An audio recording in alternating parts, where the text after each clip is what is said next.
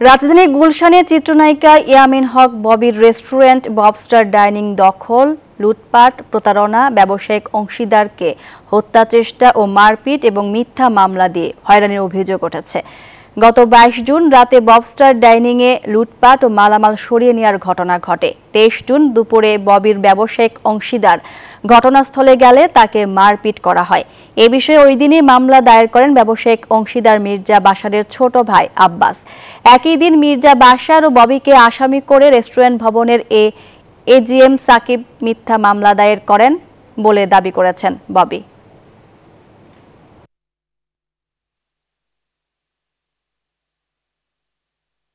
আমার লাইফে এখন পর্যন্ত আমি কখনো কারো নামে মামলাও করিনি, কখনো মামলা খাইনি। This is the first time.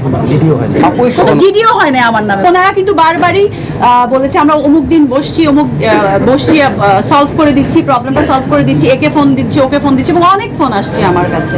তো আমি বলছি আমি তো এভাবে গোপনে বারবার বসে আপনাদের আজকে ডিসিশন দিচ্ছেন, কালকে আরেকটা ডিসিশন দিচ্ছেন, আমার যত দিন যাচ্ছে আমার লস হচ্ছে।